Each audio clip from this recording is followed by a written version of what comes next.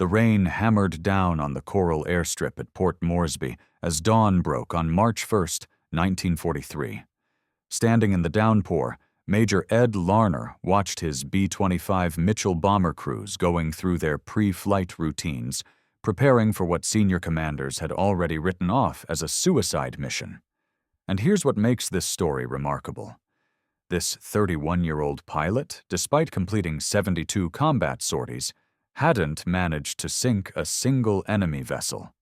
That was about to change in the most dramatic way imaginable. But before we dive into what happened next, let me tell you why this mission mattered so much. Japanese intelligence had been intercepted. 8 troop ships escorted by 8 destroyers had departed from Rabaul, carrying nearly 7,000 combat troops destined for Leh. Every single transport that successfully reached its destination meant another entrenched Japanese division that Allied forces would have to root out of the jungle inch by bloody inch. The stakes couldn't have been higher. Now, here's where Larner's challenge gets interesting. The problem wasn't just finding these ships, it was actually hitting them. Conventional bombing tactics from 10,000 feet altitude had proven almost completely worthless against naval targets. Think about it. Japanese ship captains had this figured out. They'd watch American bombers climbing to bombing altitude, plot the trajectory of incoming bombs, and simply steer their vessels clear of the impact zones. For 8 solid months, 5th Air Force B-17s had been attempting to destroy Japanese convoys with a hit rate of just 3%. 3%. Most ordnance was detonating harmlessly in empty ocean while enemy ships continued on their way. The mathematics behind this failure were absolutely brutal. When you drop a 1,000-pound bomb from altitude, it takes 37 seconds to reach the water's surface. During those 37 seconds, a destroyer moving at 30 knots covers 380 yards, more than 3 football fields worth of distance. The bombardier aimed at the ship's current position. The bomb arrived where the ship used to be. Mission after mission, Larner had witnessed this same frustrating pattern. Bombing crews would return with pristine photographs showing beautifully tight bomb patterns circling ships around them, never actually striking them. Aircrew reported what they believed were direct hits, only to discover they were near misses. Meanwhile, the Japanese kept sailing, and American bomber casualties kept mounting. His squadron alone had lost 4 aircraft in the previous month, attempting to hit convoys, 40 men who'd never come home. And here's the worst part. The Japanese shot down high-altitude bombers with methodical, almost mechanical precision. Their gunners had ample time to track incoming aircraft, calculate proper lead, and bracket entire formations with flak. By the time bombs actually fell, half the squadron would be burning. Then General George Kenney, commanding the 5th Air Force, proposed something that sounded absolutely insane to every pilot who heard it. What if you could skip a bomb across the water's surface like skipping a flat stone across a pond? Fly in at just 50 feet altitude. Release your bomb 300 yards from the target with a 5-second delayed fuse. Let the bomb's forward momentum carry it directly into the ship's hull. The bomb would skip once, maybe twice, then detonate either on contact or just beneath the waterline. The theorists insisted it would work. The pilots insisted it was suicide. And they had good reasons for that opinion. Flying a twin-engine bomber at 50 feet above ocean swells, heading straight toward a ship bristling with anti-aircraft weaponry, violated every survival instinct Larner had developed over his combat career. Japanese destroyers mounted 127mm main guns, 25mm autocannons, and dozens of lighter weapons, all of which could easily track a bomber at that altitude. One solid hit to an engine, and the B-25 would cartwheel into the sea before the crew even registered what happened. And here's what really shows how controversial this tactic was. Higher command had actually banned skip bombing twice. Too dangerous, they said. Too experimental. Unproven. Larner's requests to practice this technique had been denied in December and again in January. The official response called it reckless disregard for equipment and personnel. Air crews needed to focus on proven high-altitude tactics, they insisted. But here's the thing. Those proven high-altitude tactics weren't sinking ships. Now, if you want to discover how Larner's skip bombing experiment actually turned out, do me a favor and hit that like button right now. It genuinely helps us share more of these forgotten stories from the Pacific War. And if you haven't subscribed yet, what are you waiting for? All right, let's get back to Larner. Larner strode into the operations tent and spread reconnaissance photographs across the planning table. The Japanese convoy had been photographed at first light, steaming southeast through the Bismarck Sea. 8 heavily laden transports arranged in 2 columns, with destroyers screening the flanks. Every vessel was crammed with soldiers, artillery pieces, and ammunition. If those transports successfully reached Leh, the war in New Guinea would drag on for another brutal year. He had an idea that would either vindicate Kenny's faith in low-altitude assault tactics or get 60 American aircrew killed before lunchtime. The convoy would pass within striking range at Odo 9 Ko Wo's hours. 3 hours to prepare, 3 hours to teach his pilots to fly in ways they'd never attempted before. Larner summoned his squadron leaders to the tent and laid out the plan they'd been expressly forbidden to practice. The B-25 Mitchell wasn't designed for what Larner was proposing. This bomber had been engineered to strike targets from medium altitude using level bombing approaches. Its twin Wright Cyclone engines could propel it to 300 km/h in level flight. But that velocity meant nothing when Japanese gunners had 30 seconds to track your approach vector. Kenny's modification changed everything, though. 5th Air Force mechanics had torn out the bombardier station in the nose and installed 8 50-caliber machine guns pointing forward, 4 in the nose, 4 in side blisters on the fuselage. The B-25 had been transformed into a flying gun platform capable of throwing 200 rounds per second downrange at a target. The theory was elegantly simple. Suppress the ship's anti-aircraft batteries with concentrated machine gun fire during your approach run. Give those gunners something to think about. Make them choose between returning fire and surviving. Larner had observed mechanics bolting these guns onto his aircraft 3 weeks prior. The modification added 1,200 pounds of weight. It shifted the center of gravity forward significantly. It turned his bomber into something that existed somewhere between an attack aircraft and a maritime strike fighter, something that had never existed in military aviation before. The practice runs had been conducted in complete secrecy. Kenny had located a wreck called the Pruth, a 4,700-ton steamer that had run aground on Nater Reef near Port Moresby back in 1924. This rusting hulk sat half-submerged, presenting a perfect stationary target. Larner's crews flew practice runs at dawn and dusk when visibility was poor and observers were scarce. They learned to skim the wave tops at 270 mph. They learned to time bomb releases perfectly, and they learned what happened when you got it wrong. Lieutenant Jake Fawcett had gotten it wrong on February 16th. He'd approached too high, 70 feet instead of 50. His bomb had skipped twice, cleared the Pruth entirely, and detonated 300 yards beyond the wreck in open water. Fawcett's bombardier, Sergeant Mike Russo, had recalculated everything. Lower altitude, higher speed, closer release point. The next run, Fawcett came in at 45 feet. The bomb skipped once and slammed directly into the Pruth's hull just below the waterline, right where a ship's magazine would be located, right where a single bomb could detonate 1,000 tons of ammunition and blow a destroyer clean in half. But the Pruth wasn't shooting back. Now, think about that for a moment. Practicing on a stationary, defenseless wreck is one thing. Flying this same profile against a ship with dozens of weapons tracking you is something else entirely. Larner spread the reconnaissance photographs across the briefing table and indicated the lead transport, 800 feet long, displacing 10,000 tons, capable of transporting 500 troops. The convoy's flagship.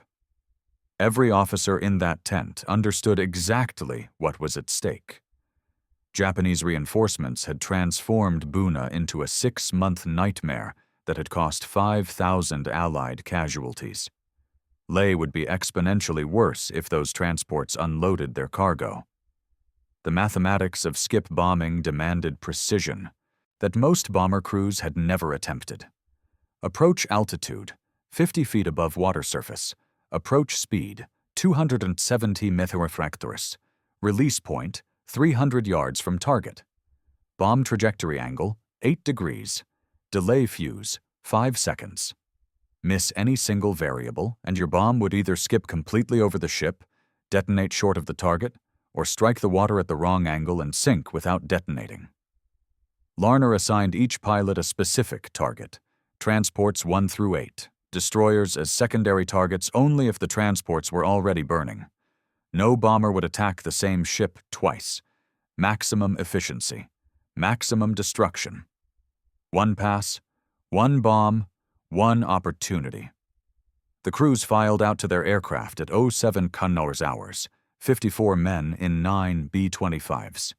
Behind them, 13 Beaufighters from the Royal Australian Air Force would strafe the convoy first, suppressing anti-aircraft fire.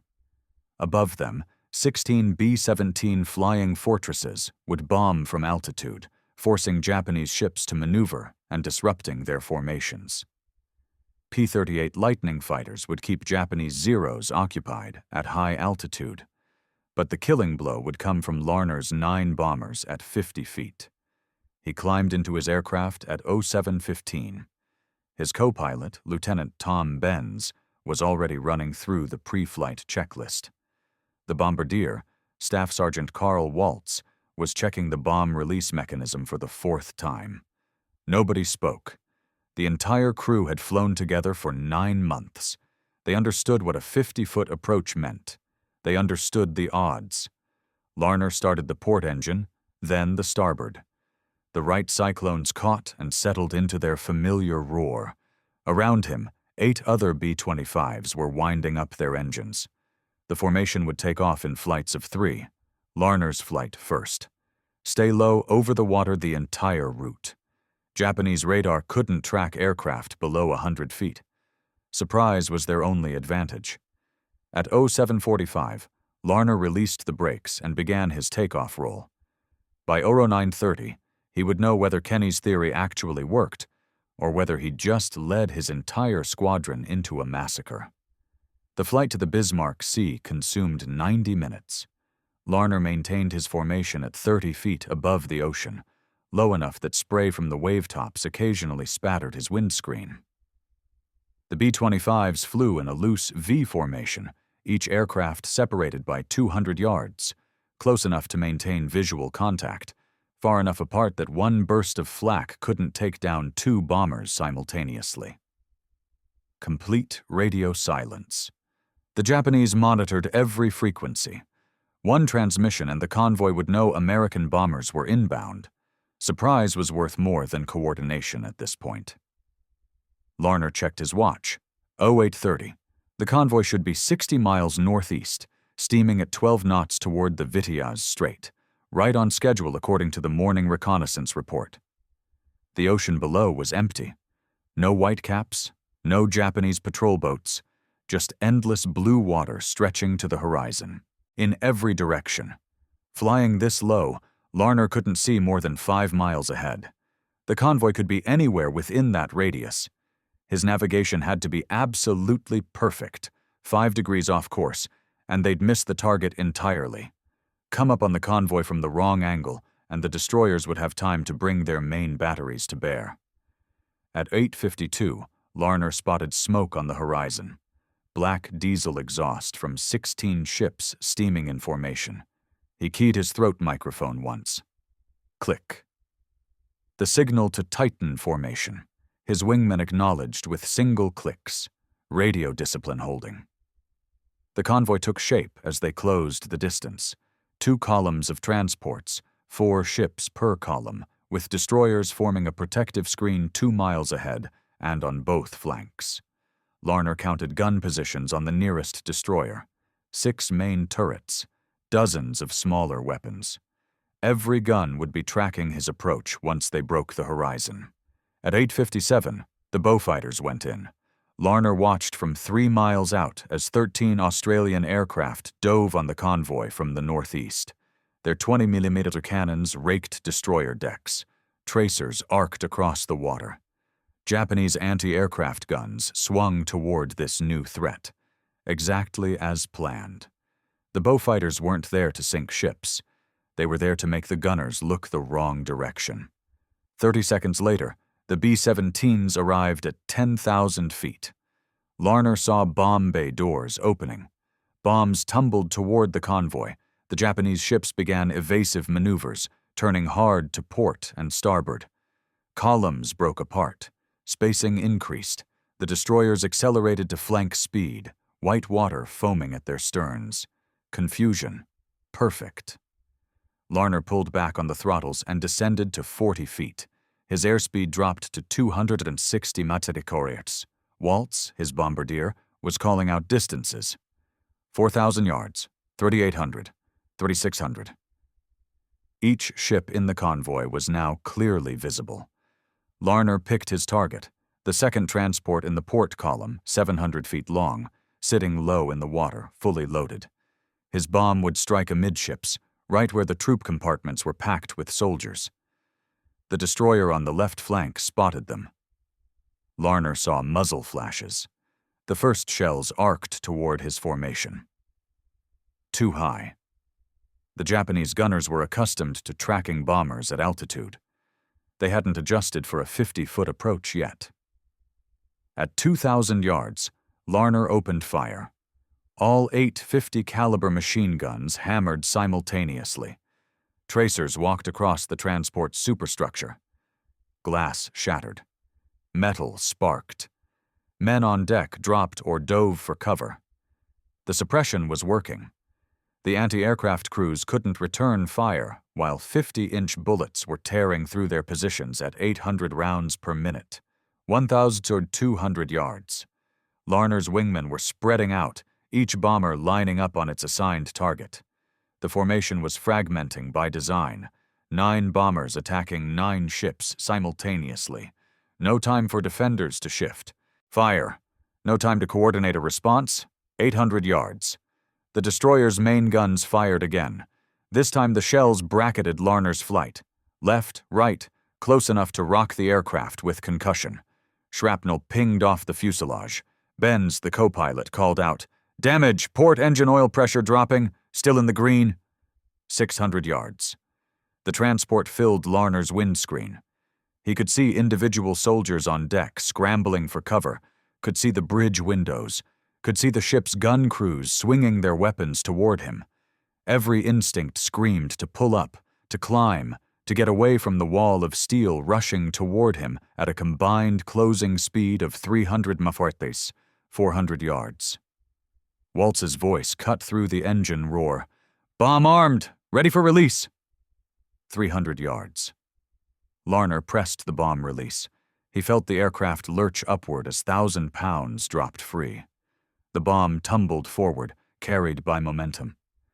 It struck the water nose first, skipped once like a flat stone, and arrowed toward the transport's hull. Larner pulled hard on the control yoke and climbed. Behind him, the 5-second fuse was counting down. The bomb detonated at the waterline. Larner didn't see the explosion. He was climbing hard, his vision filled with sky, but he felt it. The shockwave hit his aircraft like a physical blow, lifting the tail and throwing the B-25 sideways. Benz fought the controls. The altimeter spun through 100 feet, 200, 300. Larner risked a glance back. The transport was splitting open. A column of fire and black smoke erupted from amidships. The hull buckled. Metal shrieked. Secondary explosions rippled through the superstructure as ammunition stores cooked off. The ship listed to port, already taking water through the massive hole torn in its side. Soldiers were jumping overboard, dozens of them, tiny figures abandoning a dying ship. One bomb, 15 seconds from release to catastrophic damage. Skip bombing worked. To Larner's right, Lieutenant Jake Fawcett's bomber was pulling up from its own attack run. Another transport was burning, flames climbing its forward mast. To the left, Captain Bill Hayes had just released on a destroyer. The bomb skipped twice and struck below the aft turret. The destroyer's stern lifted out of the water from the internal explosion. When it crashed back down, the entire rear third of the ship was gone.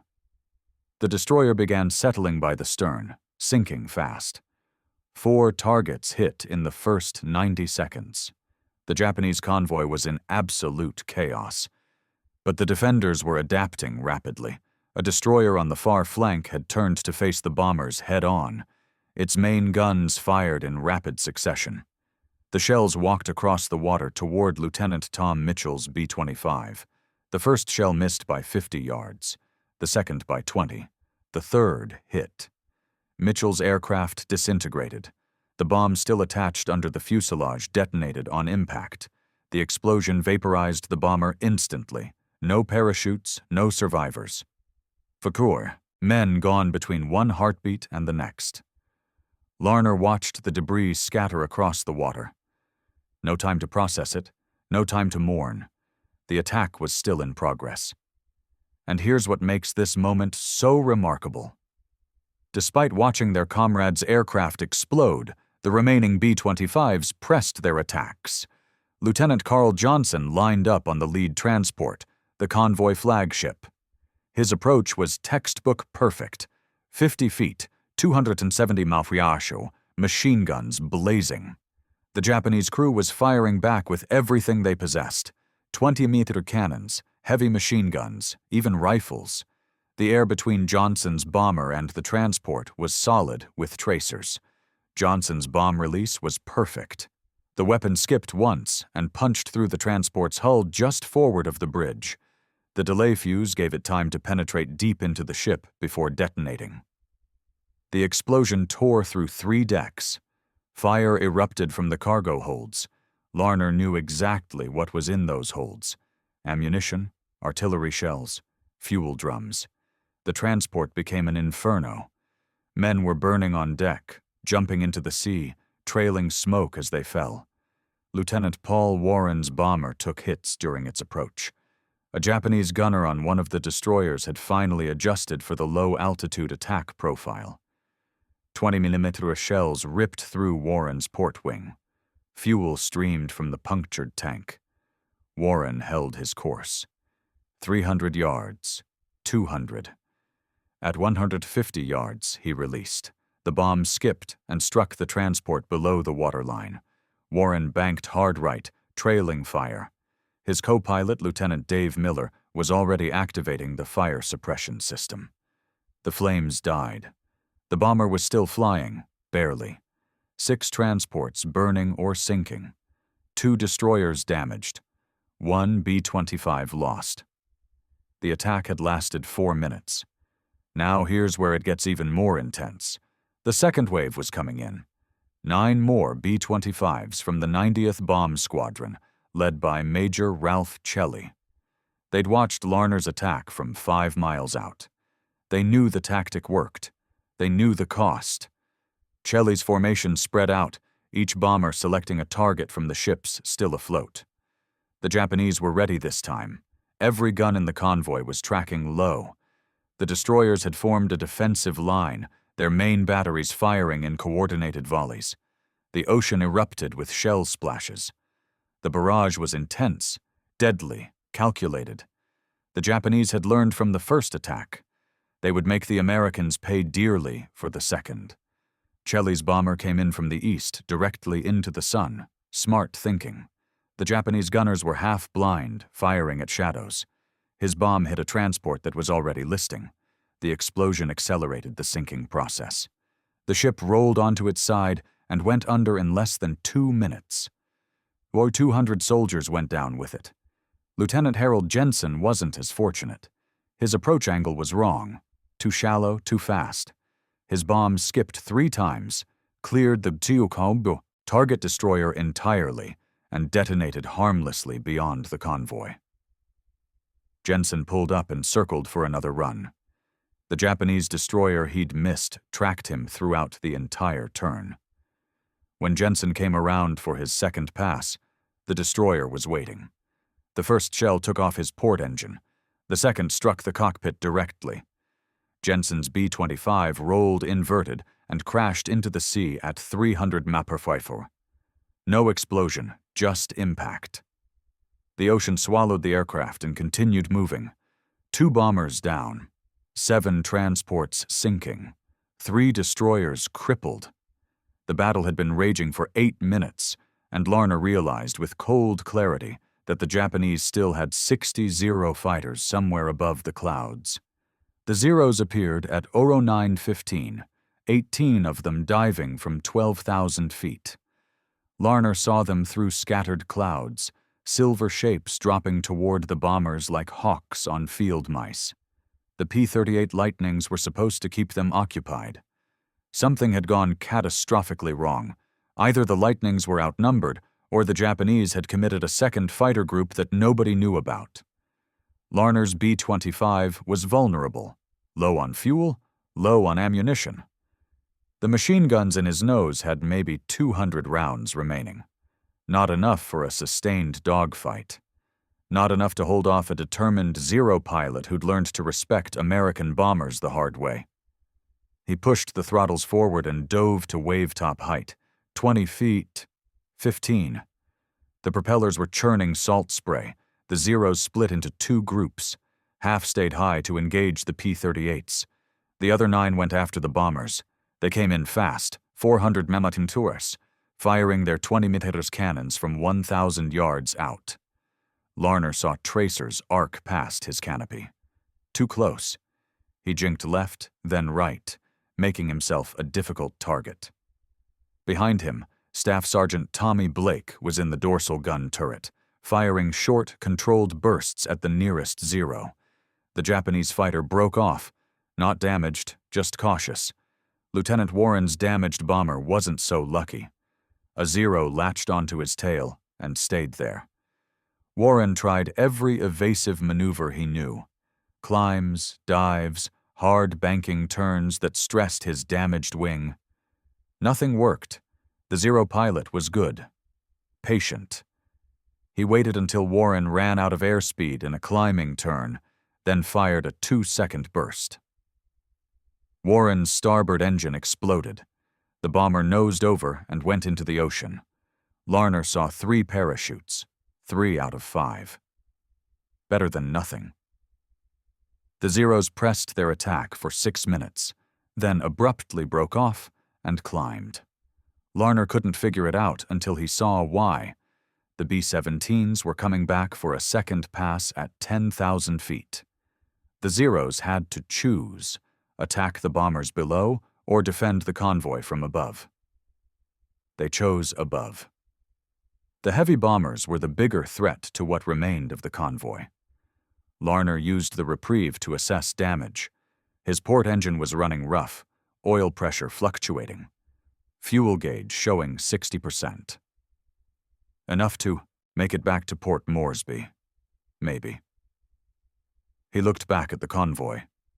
8 transports had been struck. 7 were sinking or already gone. The 8th was burning but still afloat, attempting to make way towards the New Britain coast. All 4 destroyers on the screening line were damaged. 2 were dead in the water. The other 2 were circling the burning transports, trying to pick up survivors. The Battle of the Bismarck Sea wasn't over. It was 09:21. The initial attack had lasted 11 minutes, but the killing would continue for 3 more days. American bombers would return every 6 hours. PT boats would hunt survivors in lifeboats.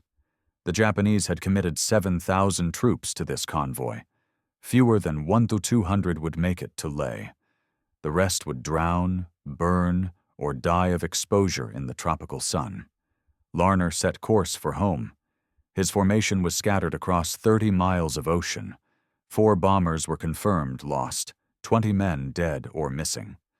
But the mission had worked. Skip bombing had proven itself in the most brutal way possible. The technique would be refined, standardized, taught to every bomber squadron in the Pacific. Within 6 months, Japanese commanders would abandon any attempt to move large convoys within range of Allied air power. The supply line to their forward bases would strangle. The war would turn. But Larner didn't know that yet. He only knew his fuel gauge was dropping, his engine was failing, and Port Moresby was 90 minutes away. He ordered his crew to dump everything non-essential, ammunition they couldn't use, tools, spare parts, anything to reduce weight. The B-25 was struggling to maintain altitude with one engine running rough. At 10:10, Benza spotted land, the southern coast of New Guinea. They were on course, barely. The port engine was shaking now, oil streaming from a crack in the housing, temperature gauge climbing into the red. 5 more minutes, and it would seize completely. Larner feathered the port propeller and transferred all power to the starboard engine. The bomber slowed to 180 meters, just above stall speed, just enough to stay airborne. The coast was getting closer. 40 miles, 30, 20. The engine held. Larner landed at Port Moresby at 11:17. The runway was lined with ground crews, mechanics, intelligence officers. Word had spread. The convoy had been hit hard. Nobody knew how hard yet. Larner cut the engines and sat in the cockpit for 30 seconds, hand still gripping the control yoke. Benz was silent beside him. Neither man moved. They'd been flying for 3 hours and 42 minutes. It felt like 3 days. The debrief lasted 2 hours. Larner and his surviving pilots sat in the operations tent, while intelligence officers asked the same questions in different ways. How many ships hit? How many sinking? How many bombs released? How many aircraft lost? The officers were constructing a picture from fragments. 9 pilots had attacked. 5 had returned. Mitchell gone. Jensen gone. Warren in the water, his crew picked up. By a Catalina flying boat, 2 men wounded. The reconnaissance photos arrived at 13 consors hours. An Australian Beaufighter had photographed the convoy from 15,000 feet at noon. The images told the story Larner's crews couldn't articulate. 8 transports, 7 confirmed sunk or sinking, the 8th beached on the New Britain coast, burning. 4 destroyers, 2 sunk, 2 severely damaged, and withdrawing toward Rabaul. Total time from first attack to last ship down, 3 hours. General Kenny arrived at Port Moresby at 16 hours. He walked directly to the operations tent and spread the reconnaissance photos across the briefing table. He didn't congratulate anyone, didn't shake hands. He pointed at the burning transport beached on the coast and said, "Finish it." The Australian Beaufighters would make another run at dusk. Nothing could be allowed to reach Lae. Nothing. The second strike launched at 17:30. Larner didn't fly. His bomber needed a new engine. Instead, he stood on the runway and watched 9 fresh B-25s take off into the setting sun. They'd be over the target at dusk. The Japanese survivors would be attempting to salvage what they could from the beached transport. They wouldn't expect another attack. They'd be wrong. The strike returned at 20 hours. The beached transport was gone, sunk at its mooring. The 2 damaged destroyers had been caught trying to withdraw, both hit, both sinking. The Japanese had started this operation with 16 ships. By nightfall on March 2nd, 14 were on the bottom of the Bismarck Sea. The remaining 2 destroyers limped into Rabaul at midnight, barely afloat. The cost in lives was catastrophic. 7,000 Japanese soldiers had embarked at Rabaul. Reconnaissance flights over the next 2 days counted approximately 900 survivors reaching the New Britain coast by lifeboat or swimming. American PT boats intercepted most of the lifeboats. Some survivors were rescued. Others were killed in the water. The distinction between combat and massacre blurred in those 3 days. Command ordered no quarter. The Japanese had machine-gunned American aircrew in parachutes. The Americans returned the favor to soldiers in lifeboats. Larner learned about it 3 days later. He didn't ask for details, didn't want to know which PT boat crews had fired on lifeboats, which bomber crews had strafed survivors swimming for shore. The war had rules, until it didn't.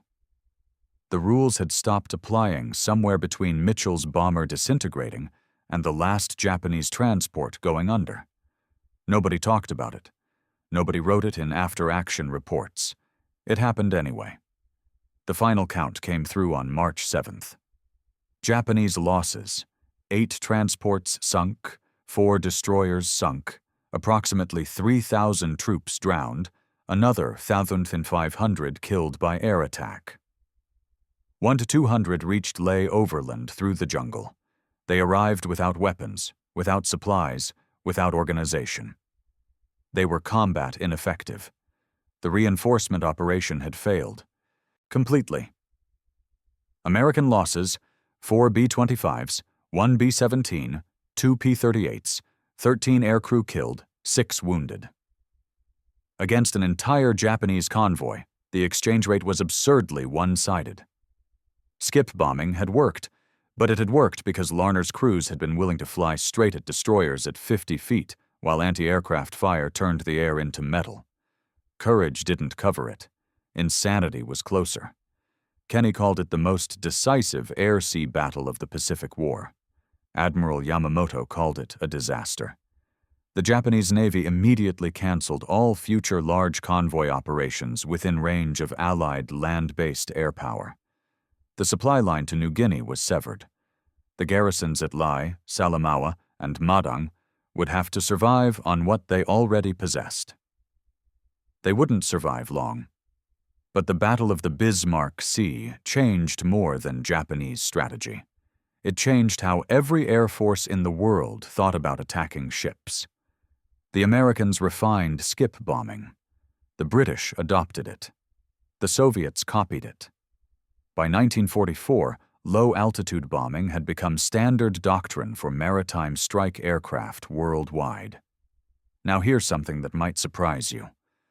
Larner flew 16 more missions before rotating home in May. He never spoke publicly about the battle, never gave interviews, never wrote a memoir. He'd done what was necessary. That was enough. The question nobody could answer was straightforward. Would the same tactic work against a prepared enemy? The Japanese tested that question 3 months later. On June 3, 1943, American reconnaissance spotted another convoy forming at Rabaul. 6 transports, 8 destroyers. This time the Japanese sailed at night. This time they had 60 Zero fighters providing continuous air cover. This time every destroyer carried additional 20mm anti-aircraft guns specifically positioned to defend against low-altitude attacks. They'd learned from the Bismarck Sea. They'd adapted. The 5th Air Force attacked at dawn, 12 B-25s using skip bombing. The results were different.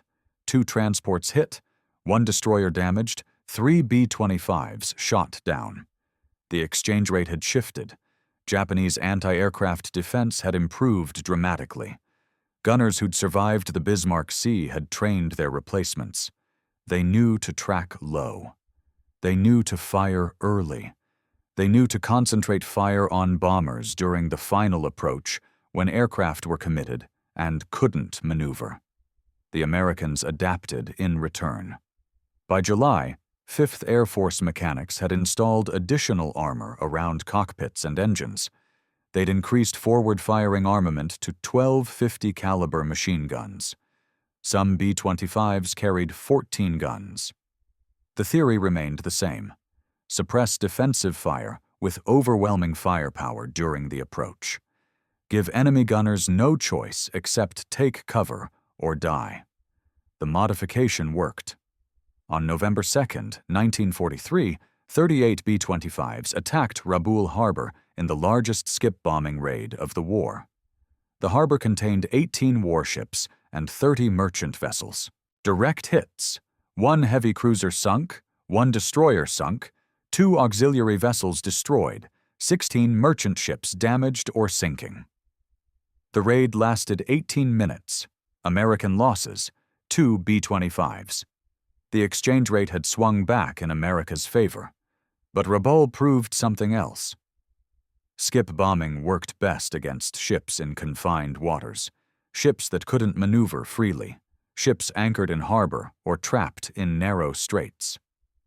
Against a convoy in open ocean with room to maneuver and fighter cover overhead, the tactic was dangerous. Against ships at anchor, it was devastating.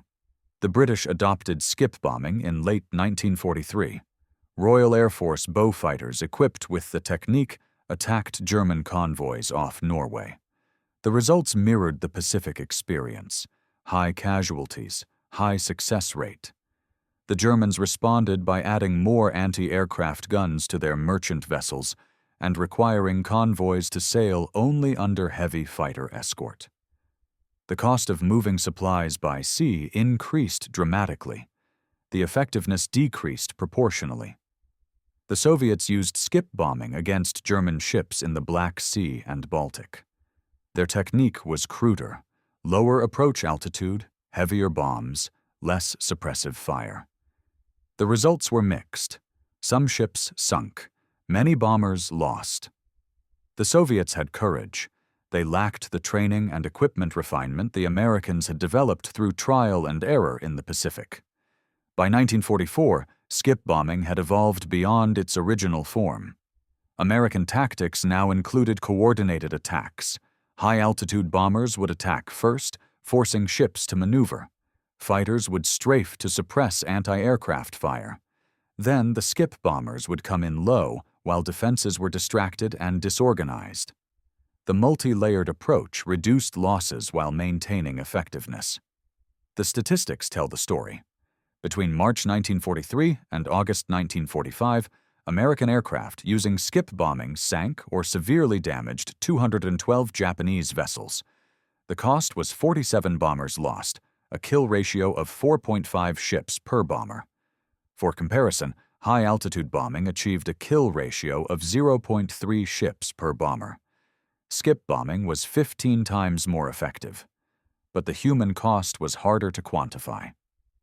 Skip bombing required crews to fly directly at ships bristling with weapons, maintaining a steady course while tracers filled the air around them. The psychological stress was immense. Pilots who flew skip bombing missions had shorter combat tours, higher rates of combat fatigue, more frequent medical groundings for stress-related conditions. The tactic worked. It also broke the men who flew it. Larner never flew skip bombing again after May 1943. He trained new crews, watched them take off on missions using the tactic he'd helped prove, watched some of them not come back. By war's end, he'd trained 62 pilots in skip bombing. 18 were killed in action, 23 were wounded. The mathematics were brutal: a 29% fatality rate, a 66% casualty rate, including wounded. Better than high-altitude bombing, worse than almost any other combat aviation role. The question military historians would debate for decades was whether skip bombing shortened the war. The answer was complicated. Skip bombing didn't win battles by itself, but it strangled Japanese supply lines, made reinforcement prohibitively expensive, forced the Japanese Navy to abandon large-scale convoy operations. Without supplies, garrisons withered. Without reinforcements, defensive positions became indefensible. The islands fell one by one. What remained certain was this.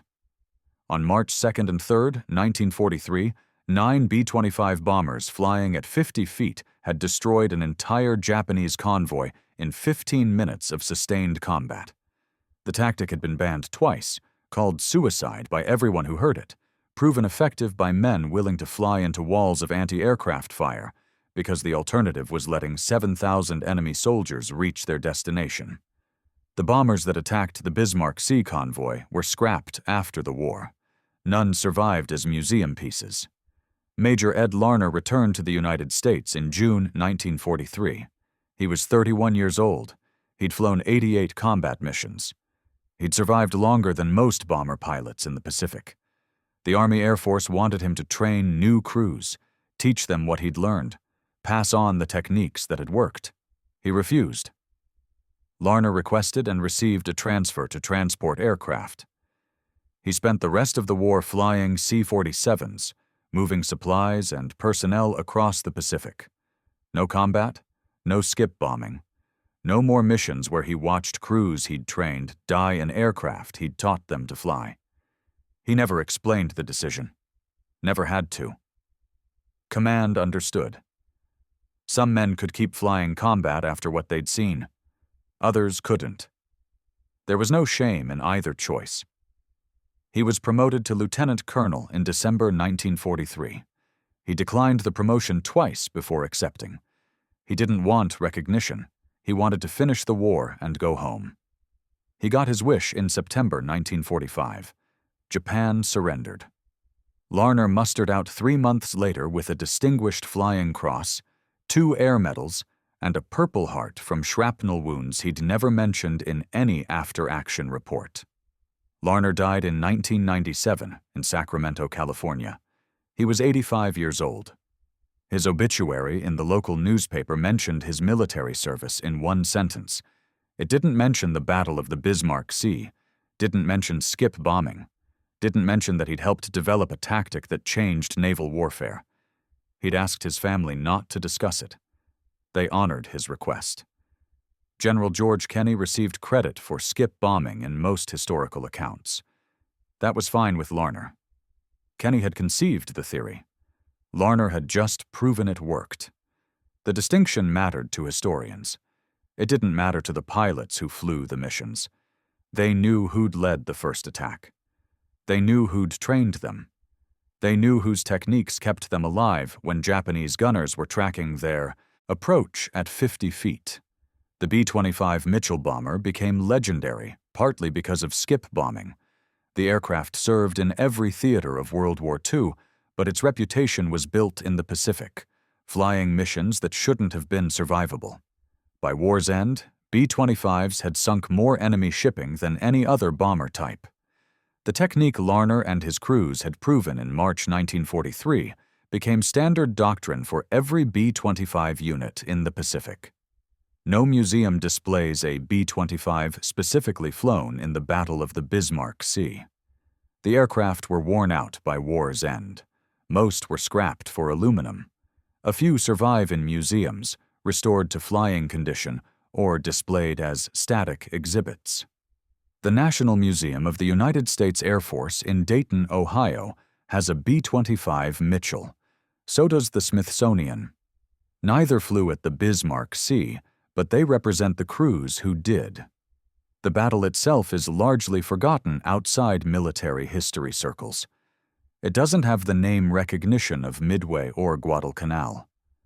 No major films were made about it. No famous photographs captured the moment. Just after-action reports, reconnaissance images, and the testimony of men who mostly chose not to talk about what they'd done. What remains is this. In March 1943, a group of American bomber crews proved that aircraft could sink ships by skipping bombs across water at 50-foot altitude. The tactic was called suicide before they proved it worked. It was called genius afterward. The truth was somewhere between. It was desperation meeting innovation. It was men willing to try something untested because the tested methods weren't working. It was courage measured in the decision to maintain heading while anti-aircraft fire turned the air lethal. The Pacific War changed after the Bismarck Sea. Japanese convoys stopped sailing within range of Allied air power. Supply lines collapsed. Garrisons starved. Islands fell. The war moved closer to Japan one island at a time, and the Japanese Navy couldn't stop it because they couldn't supply their forward positions. Skip bombing hadn't won the war by itself, but it had closed the supply route the Japanese needed to keep fighting. And that made all the difference. If this story moved you the way it moved us, do me a huge favor. Hit that like button right now. Every single like tells YouTube to show this story to more people who need to hear it. Hit subscribe and turn on notifications because we're rescuing forgotten stories from dusty archives every single day. Drop a comment right now and tell us where you're watching from. Are you watching from the United States, United Kingdom, Canada, Australia? Our community stretches across the entire world. You're not just a viewer, you're part of keeping these memories alive. Tell us your location. Tell us if someone in your family served. Just let us know you're here. Thank you for watching, and thank you for making sure Ed Larner and his crews don't disappear into silence. These men deserve to be remembered, and you're helping make that happen.